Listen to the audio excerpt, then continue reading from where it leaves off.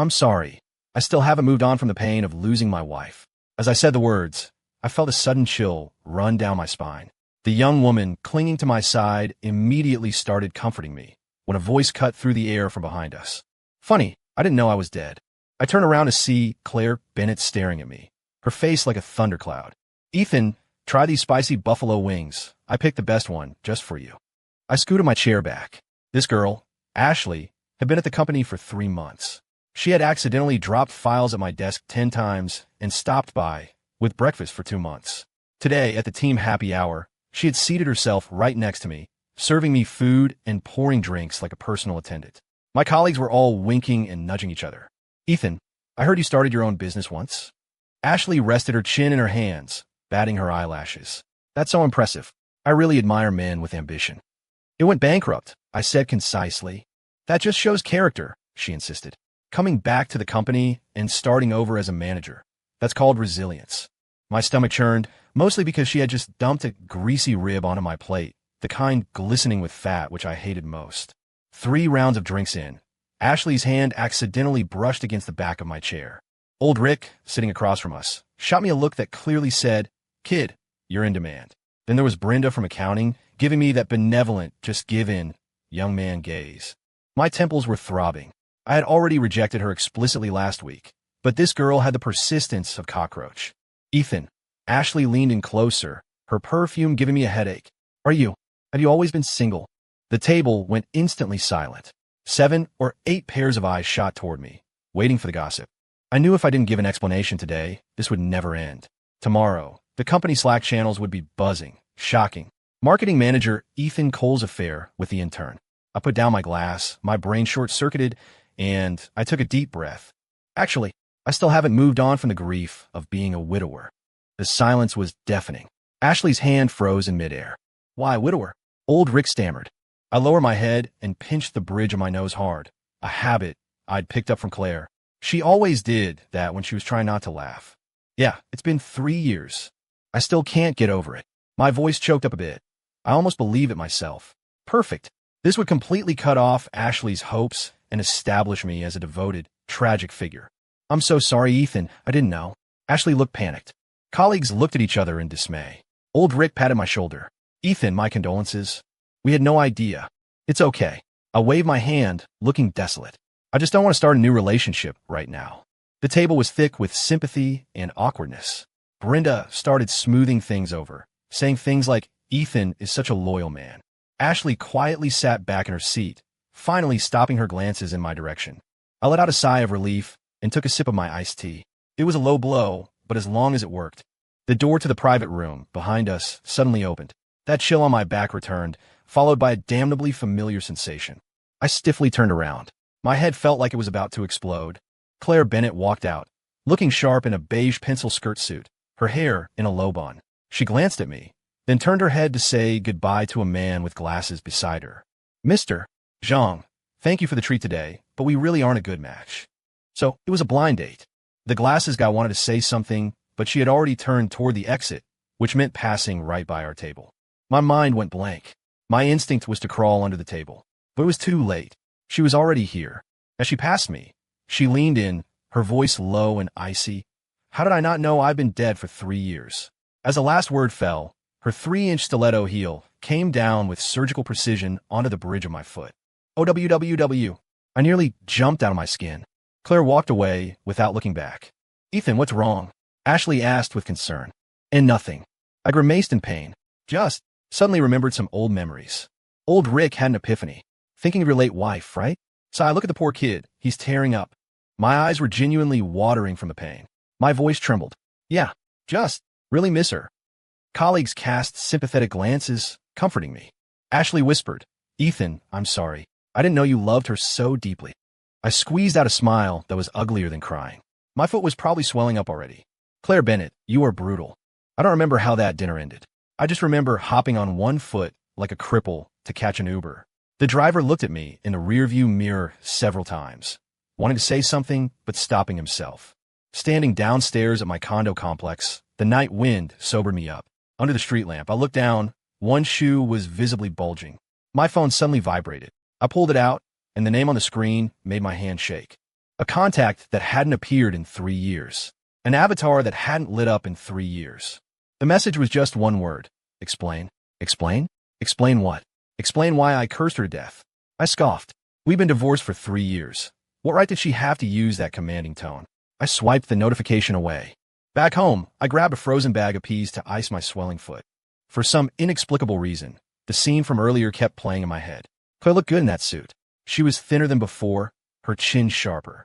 The blind date guy looked like a decent human being, wearing glasses. Wait, why was I thinking about this? I unlocked my phone.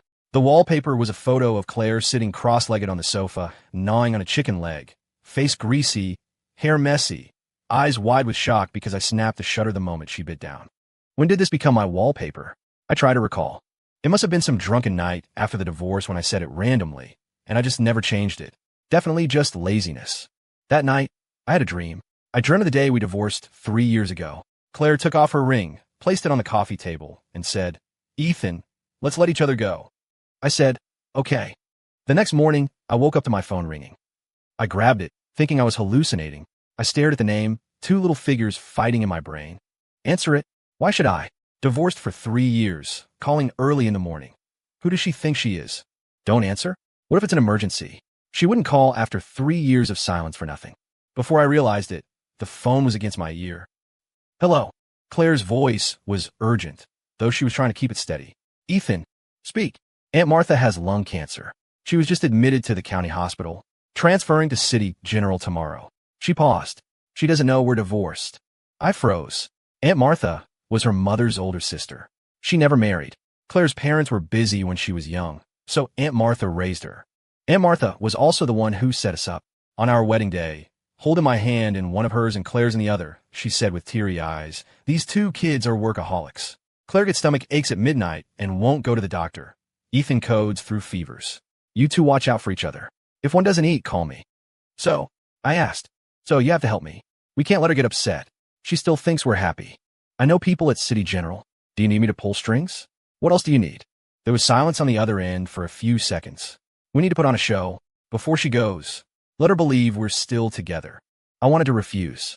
I wanted to say this was ridiculous. I wanted to say we had been divorced for 3 years. There was no point. But what came out was, okay. After the divorce, the person I feared seeing most was Aunt Martha. The old lady had called a few times. I always brushed her off, saying I was busy. Eventually, the calls became less frequent, but I still deposited money into her account every month. When I drove up to the entrance of the old condo complex, my heart rate inexplicably spiked. I lived here for 5 years. I knew every blade of grass. The magnolia tree at the gate. Every autumn, it scented the whole street. When we divorced, I left the apartment to her. Since then, I had deliberately avoided this part of Seattle, as if by not seeing these familiar scenes, that marriage would remain just a dream. 3 years, 3 months, and 7 days later, I stepped into this apartment again. The door opened. Claire stood there in loungewear. Slippers are there. I looked down and saw a pair of blue slippers. She was wearing pink ones. It was exactly how it used to be. "How is Aunt Martha? Is it serious?" I asked while changing shoes. "The doctor says even with the transfer, she doesn't have many days left. But I want to try." I walked in and looked around. The living room hadn't changed much. Same sofa, but the throw pillows were different. Where our wedding photo used to hang, there was now an abstract painting. The most obvious change was the balcony. It used to be full of my gym equipment. Now it was full of plants and succulents with a yoga mat in the center. "What are you looking at?" Claire walked over with a glass of water. "My gym zone," I said. "That's my living room. Converted to a yoga studio. Better utilization." "Where are my dumbbells?" I asked. "Sold them." Claire frowned. "Swap them for fiddle leaf fig. Looks better than your pile of scrap metal." "The treadmill." "Sold that too. Why keep useless things?" That treadmill was professional grade. "To use as a clothes rack?" She walked toward the bedroom. "Guest room is ready for you." "I'm staying here." I paused. "What else?" She turned around. "Aunt Martha video calls at random times. We have to commit to the bit." "Fair enough." I rubbed my nose and followed her. "Then I want the master bedroom." "Excuse me," I said. "I'm sleeping in a master bedroom." I walked in and sat on the bed, testing the bounce. "I spent $3,000 on this mattress. I have usage rights." Claire's chest heaved. "Ethan Cole, this is my house. Our marital home." I corrected. "You're the one who didn't want anything. I'm not moving back in permanently. Just for a few days. Consider it payment for my help." She stared at me, looking like she wanted to burn 2 holes in me with her eyes. Fine. Looks like we need a contract. So, we engaged in a 3-hour negotiation on the cohabitation agreement. Clause 1. Bathroom usage. 7 to 7:15 a.m. belongs to Ethan Cole. 7:15 to 7:30 a.m. belongs to Claire Bennett. Me? I need to take a dump in the morning. 15 minutes isn't enough. She rolled her eyes. Clause 2. Ethan Cole must lift the toilet seat. Me. Clause 3. Claire Bennett cannot blow dry her hair past 10 p.m. Violators get the breaker flipped. Are you 5 years old? Are you a dictator?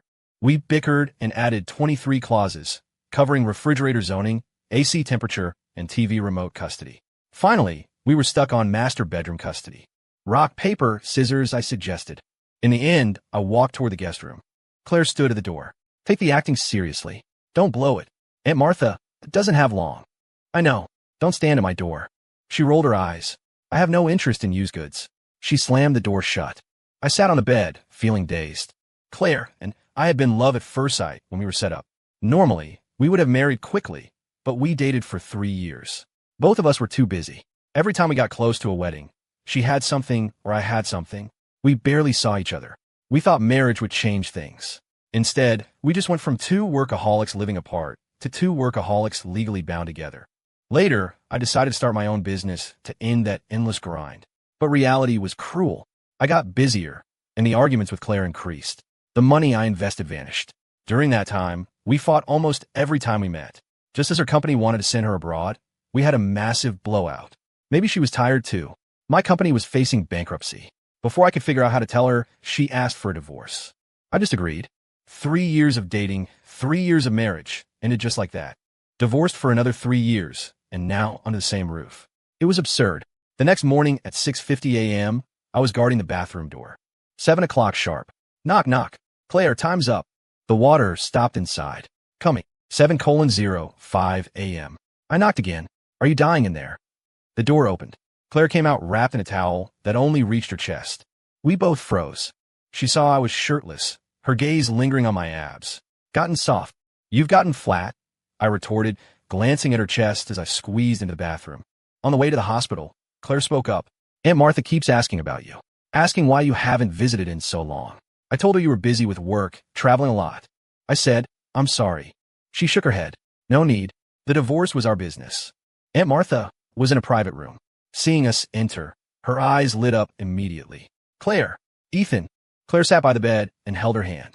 Auntie, how are you feeling? Much better now that I see you too. Aunt Martha looked at me.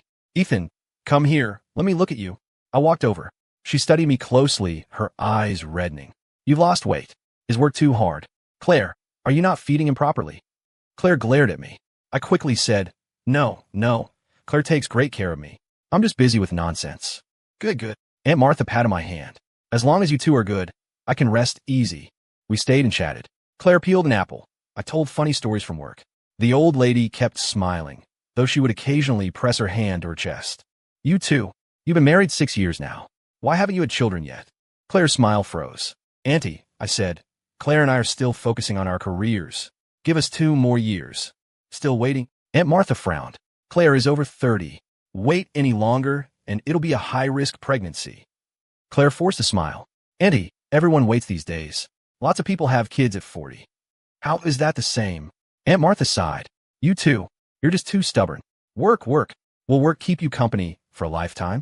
You need a child to make a family complete. The atmosphere was stiff. I clearly saw Claire's hand trembling as she peeled the apple. Over the weekend, Aunt Martha sent a WeChat message. Claire, go to that new wetland park and take some photos for me. I can't go, so I want to see the scenery through you. Claire showed me the phone. Go. What can I say? No. Take this route. She pointed at the map. That one's shorter, I said. But steeper. Shorter is better. Finish early. Go home early. We chose the shortcut. The first half was fine, but halfway up, the sky darkened. Should we turn back? I asked. Almost at the observation deck, she checked the weather app. Says light rain. It was not light rain. 100 meters from the deck, a torrential downpour unleashed. We sprinted to the nearest gazebo, soaked to the bone. It was just the 2 of us in the gazebo. Her clothes were wet, clinging to her curves. I looked away, took off my jacket, and handed it to her. I don't need it. She hugged her arms. Put it on. I forced it into her hands. If you catch a cold, you'll just infect me. She put on the jacket. We stood side by side watching the rain. It rained the day we divorced too, she suddenly said. Do you remember? How could I not? That day, after I went to the courthouse to dissolve my company, I went to the clerk's office. The sky was pouring. I remember, I said. You wore a blue dress. She turned to look at me in surprise. It had ruffles on the hem. I continued. You said you just bought it. First time wearing it. Yeah. Her voice went soft. I never wore it again. I should have driven you that day. I stared at the distant mountains. But you drove off so fast. I was afraid if I drove slower, I'd regret it. She whispered. Then why did you still? Because you said, okay, she interrupted me. I said divorce, and you just said that one word. Okay. My throat tightened. I wanted to say my mind was blank that day. I wanted to say my company just went under and I was in massive debt. I wanted to say I was afraid of dragging you down. But what came out was, I'm sorry. She shook her head. It's in the past. By the time we got back that afternoon, I wasn't feeling right. Claire looked at me. Why is your face so red? I'm fine. My voice was so raspy it startled me. The back of her hand naturally went to my forehead. The gesture was so familiar we both froze. She quickly pulled her hand back. You have a fever. Low grade, it's nothing. I coughed twice. Do we have meds? I'll get them. She turned to rummage through the medicine cabinet. A while after taking the pills, she brought a bowl of ginger soup. Thanks. She rolled her eyes. I'm just afraid you'll die here and tank the property value. I drank the soup and fell into a heavy sleep. When I woke up, it was dark. I had broken a sweat and felt much better. The sound of typing came from the living room. I crawled up and saw Claire still working. She was focused, occasionally pausing to think, biting her lip. Near 9 o'clock, she stretched and rubbed the back of her neck. I went out and made a cup of coffee. When I placed the cup by her hand, she snapped out of it and looked up at me. How? Did you know I wanted coffee? You always drink a cup if you work past 9, I said. Habit hasn't changed, right? She didn't speak. She took a sip. Then she whispered, thanks. Don't mention it, I said, since I'm living under your roof. She smiled, then went back to work. The next morning, I finally understood why Claire made me stay here. Aunt Martha video called first thing in the morning. Claire, Ethan, are you two up yet? Still groggy, I was dragged into the kitchen by Claire. Up, we're up. We're making breakfast. Disoriented, I waved at the screen. Honey, I want noodles. Her sticky, sweet voice sent a shiver down my spine, waking me up completely. Aunt Martha was beaming in the video. Claire was signaling me frantically with her eyes. Okay, I'll make you noodles right now. I snapped into character, grabbing eggs and tomatoes from the fridge. Aunt Martha laughed. Seeing you two so happy, I can rest easy. After hanging up, we both ran to the bathroom and dry heaved. I never made the noodles. I started getting ready. Coming out of the shower, I was drying my hair with a towel. Ethan Cole, she shrieked. Are you using the wrong towel?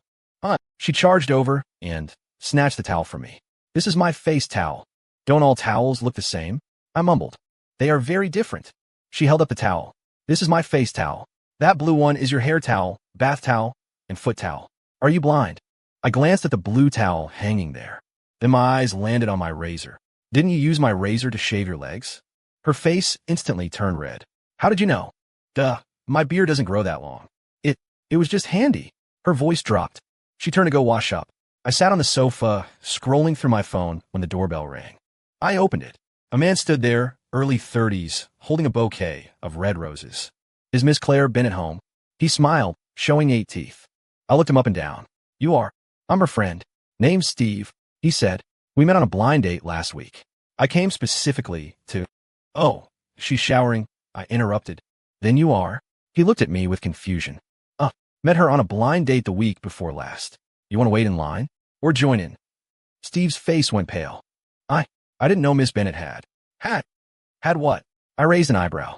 Say it. 3 seconds later, Steve shoved the flowers into my arms and bolted, nearly running into the elevator doors. Claire came out of the bathroom just then, looking at me with a complicated expression. Ethan, are you insane?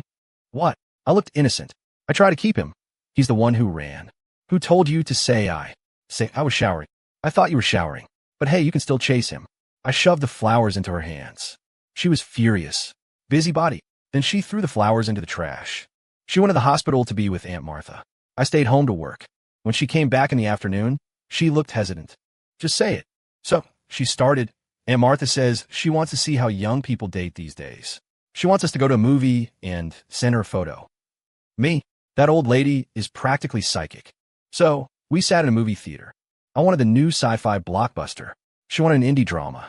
We compromised and picked a romantic comedy. Only after buying tickets did we realize it was a re-release of an old movie. Coincidentally, it was the movie we saw on our very first date. Want to change? I asked. Forget it. Claire stared at the poster. This is fine. The theater wasn't crowded, mostly young couples. We sat in the back corner, like two senior citizens crashing a prom. Lights dimmed. Music started. I stole a glance at Claire. She stared at the screen, expression calm. Halfway through, the leads broke up in the rain. The heroine cried. I thought we would be different. Claire's breathing hitched slightly. I pretended not to notice. But for the next 10 minutes, she didn't move. I saw a glint of light at the corner of her eye. She was crying, silent tears rolling down. I reached into my pocket, pulled out a pack of tissues, and handed it over. She paused, took the pack, and lowered her head to wipe her eyes. When the movie ended, her eyes were a bit red, but her expression was normal. In the elevator, she suddenly said, "You never carried enough tissues back then." What? First time we saw this, I was crying my eyes out. You searched your whole body and only found half a pack. I remembered. Her makeup was running. I was frantic. I ended up offering my sleeve. After that, I started putting a pack in every pocket, I said. The doors opened. We walked out. Want to eat? I asked. Aunt Martha might want a dinner photo. Hot Pot. Is that place still there? It is. The Hot Pot place was indeed still there. Even the decor hadn't changed, still that loud, festive red style. The owner actually recognized us. Hey, long time no see. Half spicy, half mild broth, medium heat, right? Right. I smiled. You have a great memory. Of course, you two used to come every week. The owner led us to a table. Same old spot. When the broth arrived, Claire rolled up her sleeves and started putting food in. Meat first, then tripe, then vegetables. Exactly the order I remembered. Take a picture, she asked. I picked up my phone, snapped one of the pot, then one of us together. Sent to Aunt Martha, I said. MMH. We started eating. Her lips turned red from the spice, sweat beading on her nose. Just like back then. Did you? I hesitated. Did you come here often later? A few times. She dipped a piece of tripe. With clients. Oh. Silence for a moment. Then she asked, You? Never came back. I was honest. After the divorce, I avoided everywhere that held memories of her. She glanced at me, but didn't speak. By the time we finished, it was dark. We walked home. The late autumn wind was chilly. She shrank into herself. Cold. It's okay. I took off my coat and handed it to her. This time, she took it naturally and put it on. In the elevator, looking at our reflection, standing side by side in the mirrored walls, I had a sudden illusion. Like the last 3 years were just a dream, and we had never separated. The doors opened. Illusion over. My phone buzzed. Message from Aunt Martha. Got the photos. You look great. You two should go out more. Don't stay cooped up at home. I replied, Got it, Annie. Get some rest. The next evening, I came home from work, but she wasn't back. I picked up the phone, then put it down. I didn't have the right to ask about her private life anymore. I continued working. Around 10, my phone rang. Hello. The background noise was deafening. People shouting, music. Then Claire's voice, slurring, dragging out syllables. Ethan. Drunk dialing. Classic. Where are you? I asked. Dunno, she giggled. There's a street lamp.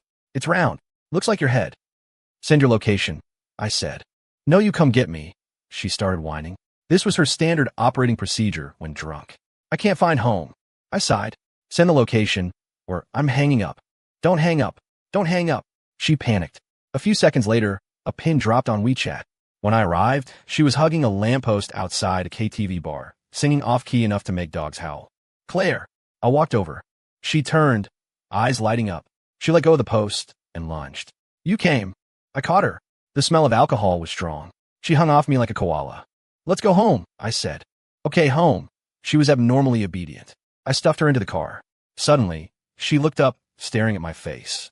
After a long moment, she poked my cheek. Ethan, you look old. I grabbed her wandering hand. Sit still. She didn't listen.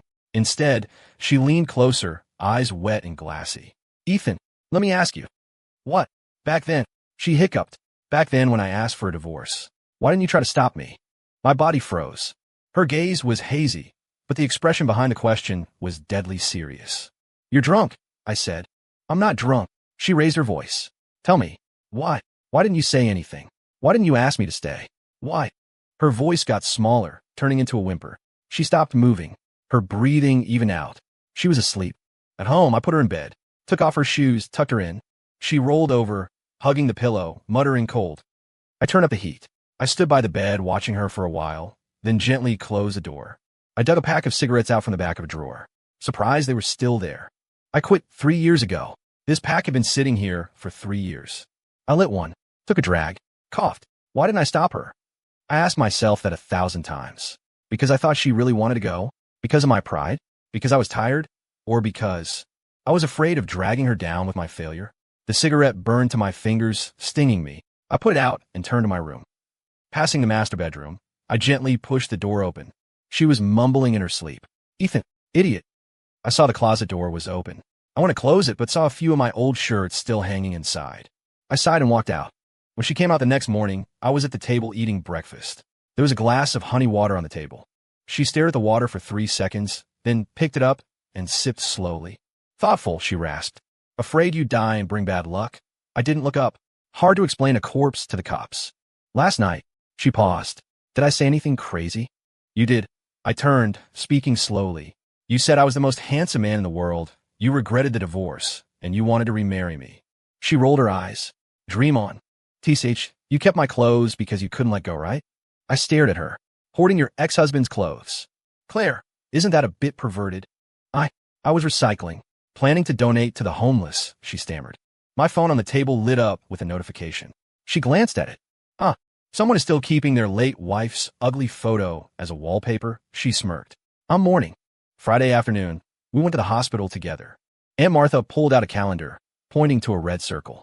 Do you remember what day this is? Claire and I looked at each other, both seeing the blank look in the other's eyes. 6 years ago today, you two got married.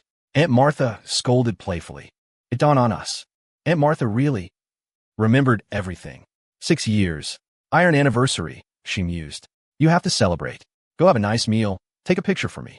So, we were forced to celebrate our anniversary. Where to? I asked Claire. She thought for a moment. Is that steakhouse we used to go to still there? Yeah, I said. Saw it driving by last week. Let's go there then. Make a wish. Claire asked when the cake arrived. It's not a birthday, I said. But it's an anniversary, she insisted. You have to make a wish. She closed her eyes and wished for a long time. Opened them. Blew out the candle. What did you wish for? I asked. Won't come true if I tell you. But I saw it. The moment she blew out the candle, a tear slipped from the corner of her eye. She wiped it quickly, pretending to focus on cutting the cake. Cutting the cake, she suddenly said, remember? First anniversary, we were here too.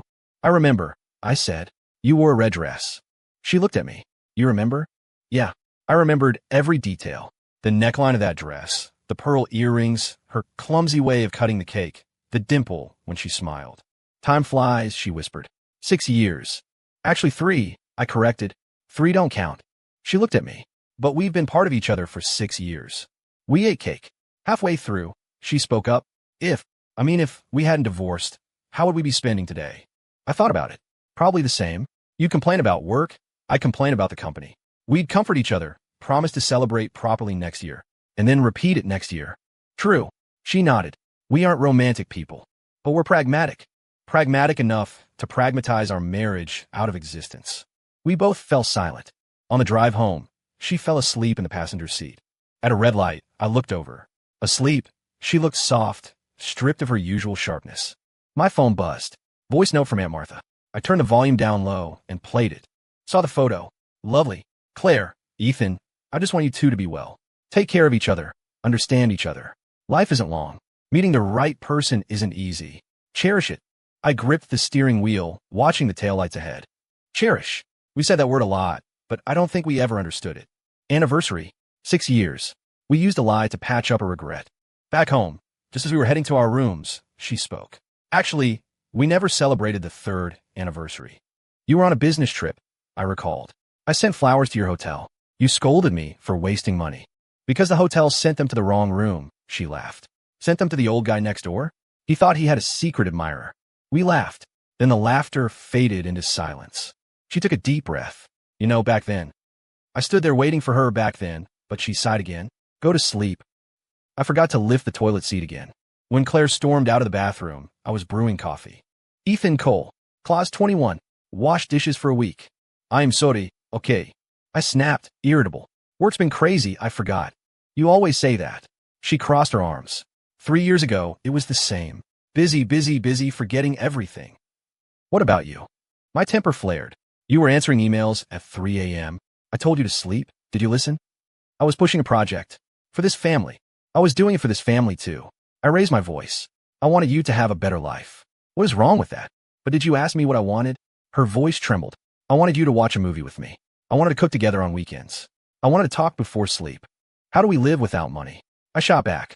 Car payments, mortgage, future kids. Don't talk about kids. She shrieked suddenly. We both froze. Her face was pale. She turned to leave. I grabbed her wrist. Claire, what is going on? You've been acting weird since the hospital. Let go. Not until you explain. We stood in a standoff. Finally, she laughed. A bitter sound. Ethan, sometimes I really hate you. Hate me for what? Hate that you never understand. She shook off my hand. Hate that you think material things are everything. Hate that you never really knew me. I stepped back. I had looked at this face for 6 years, but right now, she seemed like a stranger. If you had just been less stubborn back then. She continued. If you had let me share the burden. If we could have just talked. We stood face to face, breathing hard. Then I realized. This posture, this distance. It was exactly like the day we divorced. See, she whispered. We're back to square one. I collapsed onto the sofa. She leaned against the wall. Ethan, you said our divorce was about setting each other free. Yeah. But now I think, she covered her face, we never asked each other if we wanted to be free. The call from the hospital came at midnight. I only heard her say okay a few times, her voice breaking. Okay, we're coming. She hung up and stood at her bedroom door, face white. Hospital says family needs to come. It might be a matter of days. We drove to the hospital in silence. Aunt Martha was in the ICU, looking through the glass at the woman who always smiled, who said, I leave Claire to you, now wasted away to skin and bone. For the next 3 days, we took shifts. Claire took days, I took nights. When tired, we napped on the hallway benches. Hungry, we ate cafeteria food. On the morning of the 4th day, the doctor said it wasn't looking good. Prepare ourselves. Coming out of the office, Claire leaned against the wall, head tilted back, silent for a long time. Go home, I said. Shower, change clothes. She nodded. Back at the apartment, she went to shower. I sat in the living room, looking at this home. Everything was familiar. Familiar enough to pretend we still lived together. But I knew it was ending. When Aunt Martha, when she passed, the show would be over. On the evening of the 5th day, Aunt Martha suddenly woke up. The doctor called it terminal lucidity. Told us to hurry. She saw us and smiled. Claire, Ethan. Her voice was weak. Claire held her hand. Auntie, I'm here. You two stay good. Aunt Martha spoke slowly. Live, a good life. We will. Tears streamed down Claire's face. Aunt Martha looked at me. Ethan, Claire is stubborn. Yield to her a little. I know. My throat was tight. Aunt Martha smiled satisfyingly, closed her eyes for a moment, then opened them. She looked at us, her eyes suddenly clear. Actually, she whispered, I know. You're divorced. Claire and I froze simultaneously. Aunt Martha smiled brighter, like a child who pulled off a prank. We were speechless. But you were willing to act, willing to accompany me. Her eyes reddened. I knew. You still have each other in your hearts. Auntie, Claire sobbed. Don't cry. She patted Claire's hand gently. Seeing you together again, even acting, makes me happy. Her voice faded. Her eyes slowly closed. Doctors and nurses rushed in. After 30 minutes of resuscitation, the attending physician shook his head. Time of death. Claire stood by the bed, holding Aunt Martha's hand, motionless. While sorting through her belongings, we found a letter under Aunt Martha's pillow, written in calligraphy, to Claire and Ethan. We sat on the bench in the hospital corridor and opened it. Claire, Ethan, by the time you read this, I'm probably gone. Don't be sad. 83 years is a good run. Actually, when I was diagnosed 6 months ago, the doctor said I didn't have much time. I wondered what I could do for you before I left. I knew you were divorced. I've known for a long time. Claire never mentions Ethan when she visits. Ethan sends money every month, but never comes. Any fool could see it. But I've seen you love each other at your best. Remember? First time you brought Ethan home.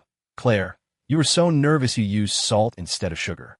The dish was salty as hell, but Ethan ate it all and said it was delicious. That's when I knew this boy was a keeper. On your wedding day, standing on that stage, holding hands, grinning like kids. Claire, you were beautiful. Ethan, you were handsome. I was crying down in the audience, thinking, these two kids, they have to be happy. How did you lose your way? I don't know the specific reasons, but I can guess. You're both too proud. You both think you're doing what's best for the other, and you both forgot to ask Do you want this kind of best? So I set this trap. Forced you to meet again, to try one more time. If you tried and it still doesn't work, then say goodbye properly. But if there's still a chance, grab it. Life isn't long. Meeting the right person isn't easy. One last thing. However you choose, I love you both. Be happy. The paper slipped from Claire's hand, drifting to the floor. She knew. Claire choked out. She was always worrying about us. Aunt Martha won, Claire whispered. We tried again. But she didn't demand a result, I said, because she knew some results can't be forced. Claire and I, as husband and wife, took Aunt Martha back to her hometown. Standing in the receiving line, she wore a black coat, I wore a black suit. We stood shoulder to shoulder. Many people came. Aunt Martha was well-loved. Relatives, old neighbors, former colleagues. Claire didn't cry. From the start of the service to the end, she didn't shed a tear. Only I knew how hard she was gripping my hand. Ceremony over. Crowd dispersed. Only the two of us remained in the cemetery, facing the kind photo on the tombstone. Claire crouched down, gently wiping the photo with her finger. Her shoulders started to shake. I stood behind her, raised my hand, lowered it, raised it again. Finally, I just placed it lightly on her shoulder. She shook harder. Should I hug her? As what?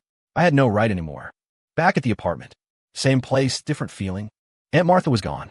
The reason for the act was gone. Tomorrow. She stood in the middle of the living room. You're moving out. Yeah. Packed. Mostly. We stood there like strangers. Finally, she said, tonight. Last meal? I'll cook. Okay. She went to the kitchen. I followed. Need help? No. She pushed me away. Last one. Let me do it. We ate in silence. Halfway through, she spoke, voice drifting. Remember when we first moved in? We said we'd christen every room. She stopped, shoved rice in her mouth. I remembered. We had just gotten the keys. Empty house, just a mattress. We lay on it. She said, we need to make love in every room to give the house energy. I called her a pervert. She said it was feng shui. We got too busy. Guest room and study never happened. I remember, I said. But later we were barely in the master bedroom at the same time. She finished, smiled bitterly. I washed dishes. She wiped the table. Synchronized like countless nights before. Only this time, it was the last time. Kitchen clean. She stood looking around the living room. This place is actually pretty empty. You have a lot of stuff. Still feels empty. She walked to the window, looking at the city lights. When two people live here, you don't notice. Living alone, you realize, the apartment is too big. The next morning, while packing the last of my things, I found a metal box on the bottom shelf of the bookcase. I recognized it. It was where Claire kept important documents. Bought when we got married. The lid lifted easily. On top was our marriage certificate. We looked silly in the photo. Then the divorce decree. Pool of feces. Below that, ticket stubs. Train tickets, movies, restaurant receipts. Further down, a medical report. I thought it was Aunt Martha's. But I opened it. Patient name, Claire Bennett. Date, 3 years ago. The day she asked for a divorce. Diagnosis, early pregnancy, spontaneous abortion. Doctor's handwritten note. Patient overworked. Signs of threatened miscarriage upon arrival. Fetus could not be saved. Advise rest. Future conception may be difficult. The paper slipped from my hand. My ears rang. 3 years ago, the day she asked for a divorce. I was drowning in debt. I came home to find her waiting in the living room. She said, Ethan, let's divorce. I said, okay. I thought she wanted to take the overseas post. I thought she saw no future with my failure. I wanted to protect her, so I agreed. I never imagined she had just lost our child. I never imagined she went from the hospital after a miscarriage straight home to ask for a divorce. I never imagined she bore a post. I thought she saw no future with my failure. I wanted to protect her, so I agreed. I never imagined she had just lost our child. I never imagined she went from the hospital after a miscarriage straight home to ask for a divorce. I never imagined she bore all of that alone. I rushed to her bedroom door. She was dressed. What is this? I held up the report, hand shaking. Her face went white instantly. Speak. I raised my voice. 3 years ago. You came from the hospital? You miscarried? Our child. Her lips trembled. She leaned against the wall. Why didn't you tell me? I stepped closer. Claire, that was my child. I had a right to know. What use would it be? She suddenly screamed back, tears bursting forth. Would telling you make it happen? Would telling you stop your business from failing? Would telling you... She couldn't finish. She crouched down, hugging herself. I crouched too, looking at her shaking shoulders. At least I could have gone to the hospital with you. Could have taken care of you. Could have. Could have what? She looked up, face wet. Ethan, I didn't even know I was pregnant. I was terrified your business would fail, so I worked day and night to give us a safety net. But I passed out at the office. Woke up, and the doctor said it was gone. You could have said something. I grabbed her shoulders. We could have carried it together. I was scared. She threw my hands off. You were so busy, I never saw your shadow. I was afraid of adding to your pressure. Afraid you'd blame yourself. Afraid you'd feel guilty. I was afraid if we stayed together, we'd end up resenting each other, blaming everything on that baby. She stood up, walked to the window, back to me. Doctor said it might be hard for me to conceive again. I thought, it's over. Ethan always wanted 2 kids. Now that there's none, maybe never. I stood there, drained of all strength. So you asked for a divorce? My voice was ragged, because I didn't know how to face you. She turned, tears flowing freely. Ethan, I was too tired. I just wanted to run. I was afraid if we kept living like that, will we ever survive? I'm sorry, I said, tears falling. I'm sorry, I didn't know. I'm so sorry. She shook her head. It's not your fault. I was a coward. We stood a meter apart, both crying. Sunlight hit the floor. I picked up the report and placed it gently back in the box. I handed her the box. Keep it safe. She took it, hugged it to her chest. I dragged my suitcase to the elevator. Claire followed. In the future, she started. Yeah. Smoke less, she said. You smoked a whole pack on the balcony that night, didn't you? I smelled it. I quit. Sleep more. You too. I put my luggage in the trunk and turned to look at her. So, I opened my arms. Hug. She walked over. Hugged me. I held her, smelling the scent of her hair. Still the same. We breathed deep, trying to memorize each other. Take care, Claire. Take care, Ethan. I let go, got in the car. As I drove away, her figure grew smaller in the rearview mirror until she disappeared. This time it was really goodbye. Life is like that. Some people come, some go. Some fates end, some stories finish. All we can do is accept it and keep moving forward. Readjusting to single life was harder than I imagined. Every morning, I still brewed 2 cups of coffee, one with half sugar, half milk. By the time I realized she wasn't there, the second cup was cold. I threw myself into work. Over time, client dinners spinning like a top. Colleagues said, Ethan seems even more driven. Only I knew it wasn't drive. It was fear. Occasionally, I checked her Instagram. She didn't post much. A view of high-rises under a clear sky, caption perspective. A desktop late at night, stomach meds next to a coffee cup. A gym selfie, wearing a sports bra, smiling a bit forcefully. I was the same. LinkedIn updates, industry news, the occasional gym check-in. The company landed a huge project. We needed to expand the team. The boss asked me to sit in on the interviews for marketing director. Said it was a crucial role. I arrived at the conference room early, flipping through resumes. First one, experienced but too slick. Pass. Second one, good skills but asking too much. Maybe. Third one, at 2:29 p.m., there was a knock on the door. She walked in. Charcoal gray suit, heels, hair in a low pony. Makeup sharp, professional. Good afternoon. I am Claire Bennett. The interview ended. Everyone else filed out.